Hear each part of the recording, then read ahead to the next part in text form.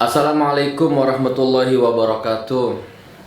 Assalamualaikum warahmatullahi wabarakatuh. Alhamdulillahirabbil alamin. Assalatu wassalamu ala Rasulillah Sayyidina Muhammad wa ala alihi wa sahbihi ajma'in. A'udzu billah qala Allah ta'ala fi kitabil karim. A'udzu billahi minasyaitonir rajim. Bismillahirrahmanirrahim. Laqad ja'akum rasulun min anfusikum azizun 'alaihi ma 'anittum harisun 'alaikum bil mu'minina raufur rahim. Fa in tawallaw faqul hasbiyallahu la ilaha illa huwa 'alaihi tawakkaltu wa huwa rabbul 'arsyil 'azim. Shadaqallahul 'azim. Amma ba'du. Bersyukur kepada Allah, bersolawat kepada Nabi. Saudaraku, ketemu lagi. Aku bertanya kepadamu, Anda kenal Nabi yang bernama Muhammad? Bagaimana perasaanmu kalau telingamu mendengar nama Muhammad? Gimana teman? Bagaimana hatimu, bagaimana jiwamu, bagaimana pikiranmu, bagaimana jasmani rohanimu kalau mendengar kata-kata Muhammad? Ya pore. Adem, dingin, merasa plong, bergetar, apa biasa? Karena sudah menjadi kebudayaan, sehingga sepertinya wis yo ngono kuwi lah. Nabi iku Muhammad, iku Nabi Muhammad, nabi akhir zaman. Kekasihnya Allah. Ya wis ngono atau hanya begitu? Saudaraku, nama Muhammad bukan hanya sekedar rangkaian huruf-huruf antara mim, ha, mim, dal, atau mu, ha, mmad, atau apa. Muhammad itu, dibalik nama Muhammad itu tersimpan energi hidup. Kalau Anda bersolawat menyebut nama beliau, itu Anda sama saja membuka frekuensi spiritual di seluruh. Jadi gini, nama Muhammad itu adalah password, seolah-olah password dari semua frekuensi kehidupan alam jagat raya ini. Makanya saudaraku, bismillah, doakan ya. Kita akan mengeluarkan video, entah sampai berapa seri, bisa 100 seri, bisa 200 seri, bisa 300 seri, terserah nanti sampai di mana selesainya. Kita akan mengeluarkan video yang akan mengupas tuntas biodata makhluk, biodata kekasih Allah, makhluk ciptaan Allah yang paling mulia. Beliau adalah junjungan kita, Nabi besar Nabi Muhammad SAW.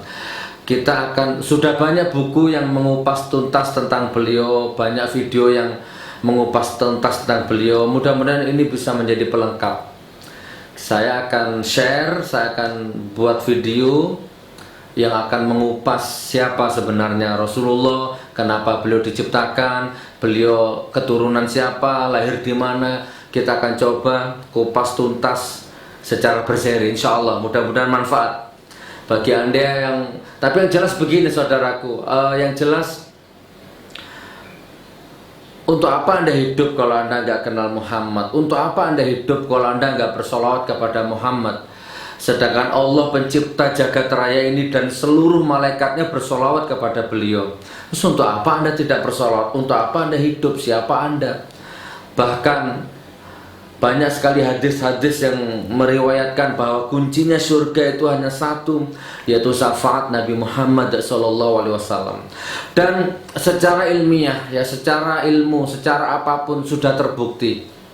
Kalau Anda galau, kalau Anda penuh beban batin, kalau Anda penuh beban masalah, maka perbanyak sholawat, perbanyak menyebut nama beliau, maka selesai, leleh beban batinmu. Allah akan memberikan jalan keluar untuk semua masalahmu. Seperti itu saudaraku. Oke, ini video yang pertama. Bismillah, kita akan kupas pelan-pelan, mungkin durasinya 5 atau 8 menit ya, kita buat bersambung. Kalau kita membicarakan Muhammad, kita akan membahas Muhammad, maka kita tidak bisa lepas dengan sebuah daerah yang tandus ya, yaitu di daerah Jazirah Arab. Jadi begini, ada sebuah jazirah Arab ini ibaratnya seolah-olah adalah sebuah lahan yang botak ya, di atas permukaan bumi. Jazirah Arab ini adalah lahan yang tandus, yang tidak berpenghuni, saudaraku. Jazirah Arab, di sepenanjung Arab sana ada satu daerah yang tidak bertuan. Tidak ada pohon, tidak ada air, bahkan tidak ada kerikil. Sehingga nyaris tidak ada kehidupan di situ. Ada satu daerah yang tandus di situ. Siapapun yang hidup di situ pasti mati. Pasti mati, saudaraku. Tidak ada air, tidak ada batu kerikil, tidak ada bahkan semut, nyamuk, apapun binatang, apapun makhluk Allah yang di situ pasti akan mati. Maha besar Allah ya, dengan maha benar Allah dengan segala firman-Nya. Tapi saudaraku, di sekitar Jazirah Arab, wilayah yang tandus yang tidak berpenghuni itu, ada kerajaan-kerajaan. Misalkan di sebelah timur ya, di sebelah timur dari wilayah yang mati tidak bertuan itu ada kerajaan Babilonia, ada Asyur, ada Persia, sebelah timur. Nah, di sebelah utaranya ada bangsa Het, ada bangsa Tadmur, ada bangsa Romawi di sebelah utaranya. Belum lagi di sebelah barat ada Mesir, ada Libu, ada Kartago, dan banyak lagi. Paham ya? Tapi kerajaan-kerajaan tadi juga nggak bertahan lama, timbul tenggelam, timbul tenggelam, timbul tenggelam. Oke, sampai di situ saudaraku. Sampai pada suatu ketika muncul dari arah utara 2 ekor onta. 2 ekor onta muncul, dan tiga orang manusia. Siapa dia? Dia adalah Nabi Ibrahim bersama istrinya yang bernama Hajar, atau biasa orang memanggil Siti Hajar, dengan anaknya yang masih merah yang bernama Ismail. Muncul dari arah utara, saudaraku. Wilayah tidak berpenghuni tadi muncul dari utara. 2 ekor onta yang dinaiki oleh 3 orang manusia. Beliau adalah Ibrahim, Hajar, dan Ismail. Oke, saya potong ceritanya. Terus kemudian ternyata Hajar dengan Ismail ini ditinggal di situ dengan Ibrahim. Masya Allah. Perhatikan saudaraku, perhatikan. Logika mana coba? Logika mana? Ternyata begitu dahsyatnya Allah punya rencana. Wilayah yang tidak berpenghuni, tidak ada air, tidak ada pohon, tidak ada batu kerikil. Kalau panas menyengat, kalau malam dingin menusuk tulang. Andai kata ada kehidupan di situ pasti akan mati. Tiba-tiba muncul 3 orang yang bernama Ibrahim, Hajar, dan Ismail. Dan Ibrahim meninggalkan istrinya di situ bersama anaknya yang masih merah itu. Waras nggak? Logika nggak? Nggak mampu, saudaraku. Masih merah itu bayi itu.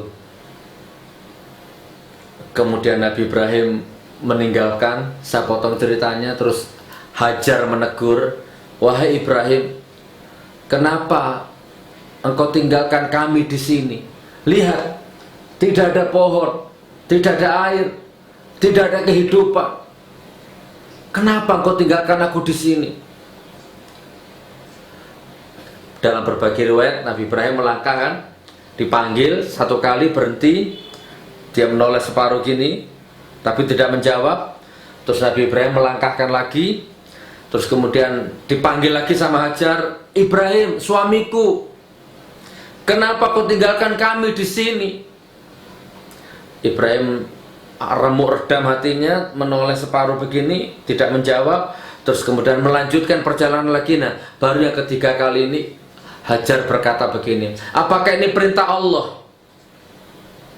Wahai suamiku, apakah ini perintah Allah?" Maka Nabi Ibrahim berhenti dan menjawab, "Iya, ini perintah Allah." Maka Hajar kemudian dengan mantap, dengan keimanan, "Kalau gitu pergilah suamiku. Kalau begitu aku yakin Allah akan menyelamatkan kami, Allah akan memelihara kami." Dan ini ada di hadis Al-Bukhari Muslim nomor 3364. Anda bisa cek di situ nanti. Masya Allah. Oke, saya potong ceritanya. Nabi Ibrahim pergi kembali ke Palestina. Saudaraku, kenapa sih kalau kan dalam berbagai riwayat intinya begini, Nabi Ibrahim ini punya istri namanya Sarah. Dari pernikahannya dengan Sarah ini tidak punya anak. Nggak punya anak kan? Kemudian Sarah mengizinkan suaminya untuk menikah lagi dengan budaknya, dengan pelayannya, dengan sahayanya yang bernama Hajar.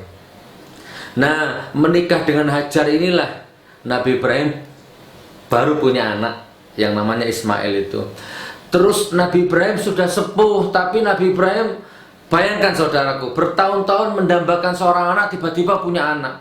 Seneng sekali. Dia curahkan semua kasih sayangnya. Nah, rupanya ini memancing kecemburuan Sarah, istri pertamanya itu. Nah, Nabi Ibrahim menangkap gelagat itu.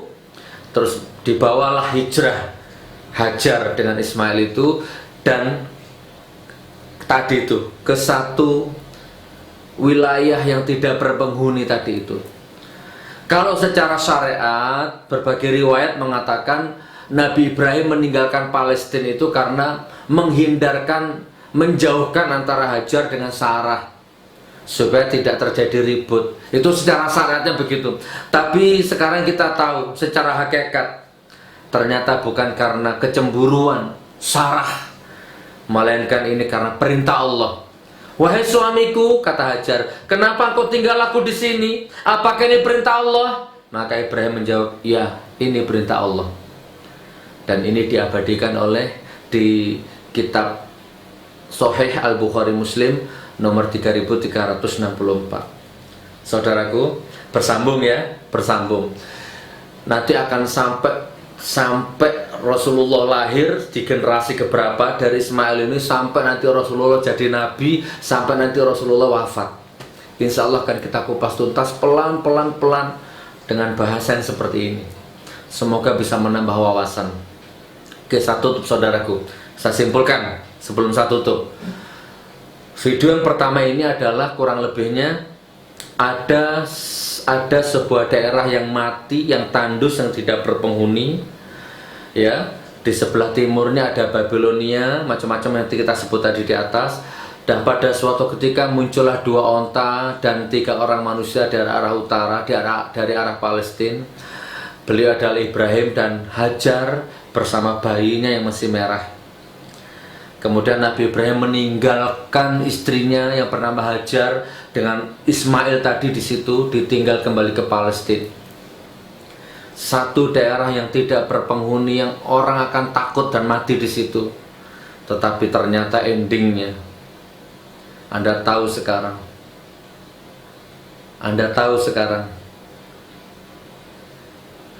Wilayah yang tidak berpenghuni tadi itu, tempat Hajar dan Ismail ditinggalkan tadi itu, yang dulu semut akan mati tinggal di situ, sekarang yang kita tahu dia adalah Ka'bah, kota Mekah. Maha benar Allah dengan segala firman-Nya. Sampai bertemu di video berikutnya. Wassalamualaikum warahmatullahi wabarakatuh.